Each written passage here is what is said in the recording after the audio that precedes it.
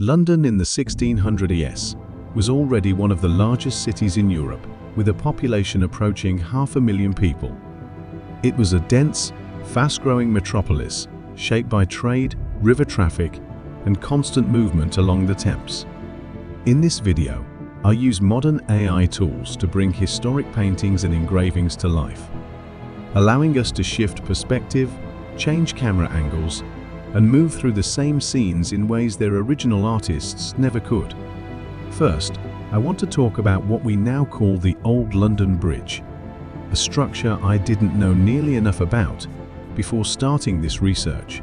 By the 1600s, Old London Bridge was far more than a river crossing. It was a densely built street, suspended above the River Thames, linking the City of London to souk. Houses, shops, warehouses, chapels, and gatehuses lined the bridge so completely that from a distance it appeared less like a bridge and more like a continuous neighborhood spanning the water. The bridge rested on a series of narrow stone arches supported by massive piers. These constricted the tidal flow of the Thames beneath them, creating powerful currents that made navigation hazardous.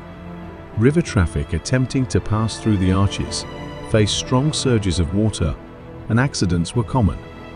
The buildings on the bridge rose several stories high, often projecting outward over the roadway, and residents lived above the constant movement of carts, horses, and pedestrians below.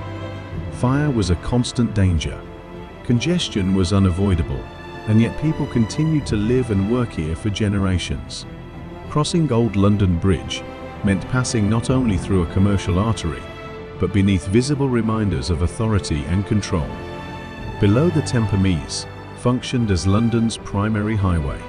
Barges, ferries, merchant vessels, and smaller rivercraft crowded the water carrying grain, timber, coal, cloth, and imported goods.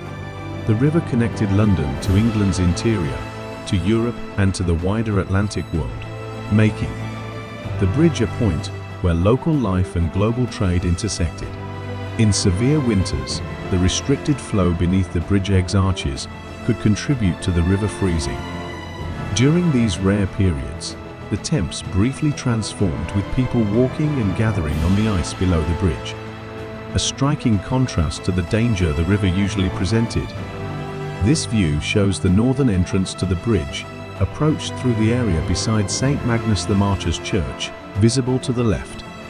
By the mid-18th century, the bridge had deteriorated so badly that officials decided to clear and remodel it.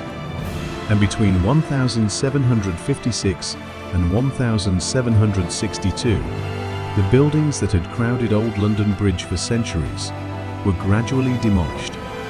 Although the painting dates from the 1700s, it depicts a crossing that had already shaped London for centuries. Remarkably, this is a site you can still visit today. What makes Old London Bridge remarkable is not only its engineering, but its endurance as lived space. It functions simultaneously as infrastructure, marketplace, neighborhood, and symbol. Kings and commoners crossed it. Traders and laborers worked upon it, and newcomers arriving in London first encountered the city at this narrow crossing. Old London Bridge was crowded, dark, and often unsanitary. It slowed traffic, bottlenecked trade, and posed constant risks to those who lived and worked upon it. Yet for centuries, it remained indispensable. Until the 18th century, it was the only permanent crossing of the Thames in central London, making it unavoidable for movement north or south across the city. Sometimes, I wish I could step back and experience this place as it once was, even just for a single day. For now, I guess this AI reconstruction is as close as I can come to that dream. This is Buckingham House, in the late 17th and early 18th century.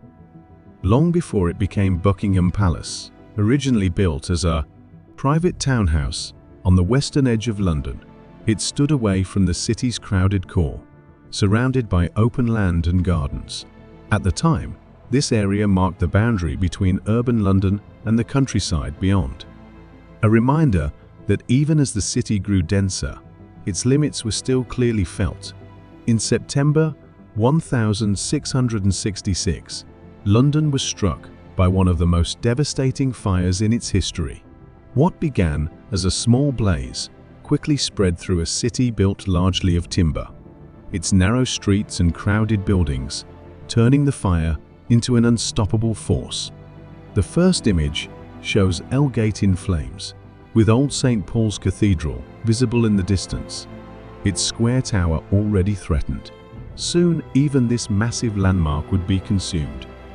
The second view looks across the Thames near Tower Wharf on the evening of September 4th. London appears as a continuous wall of fire. To the left stands London Bridge, while to the right, the Tower of London narrowly escapes destruction. Old St. Paul's burns at the center of the skyline. In just a few days, much of medieval London was reduced to ash. Yet, the fire marked a turning point, clearing centuries of dense construction and forcing the city to rebuild, reshape, and begin again. Rising above the rivers, the Tower of London in the 1600s stood at the center of royal power.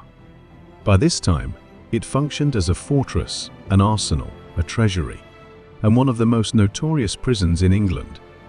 High-profile prisoners accused of treason were held within its walls.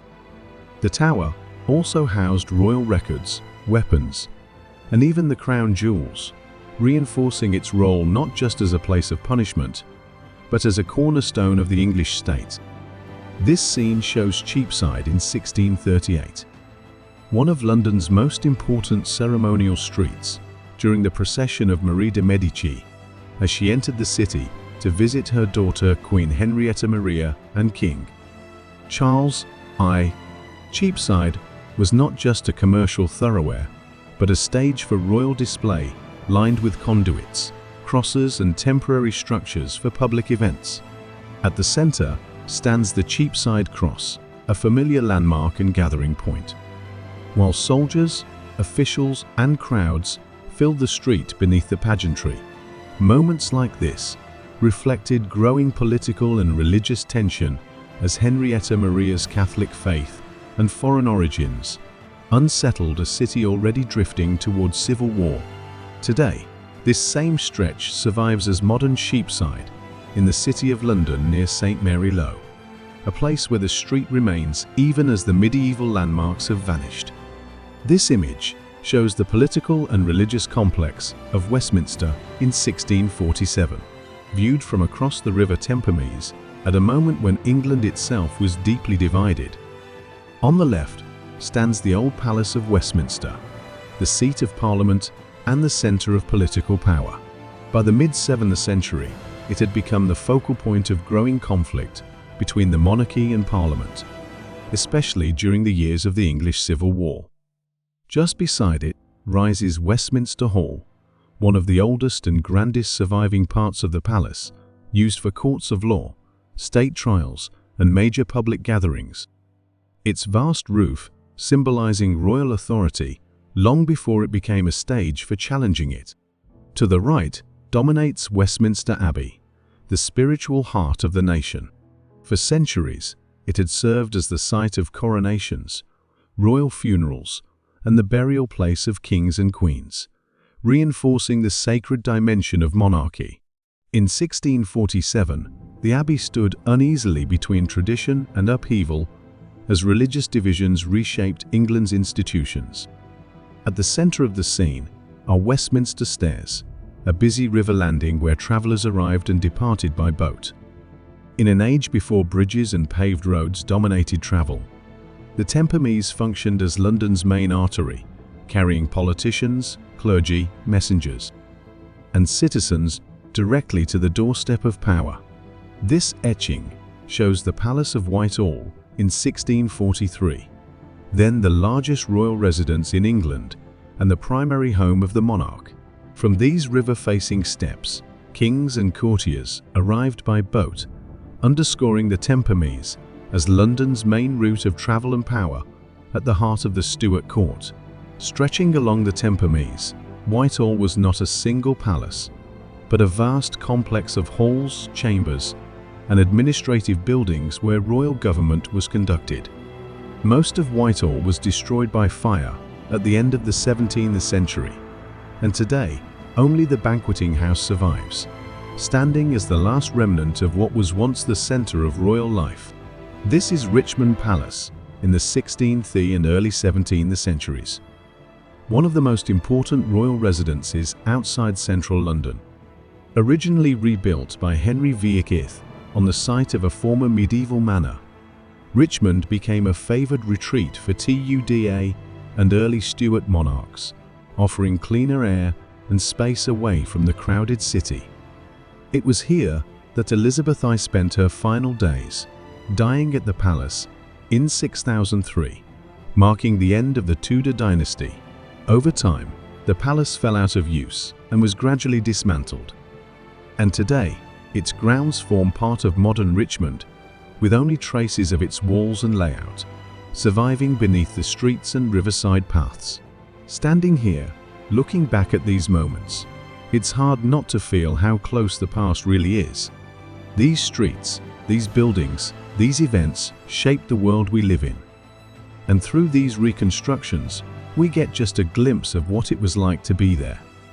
If there's another city, another moment in time, or a historic scene you'd like to see brought back to life, let me know in the comments. I'd love to keep building this journey into the past with you. Again, thank you so much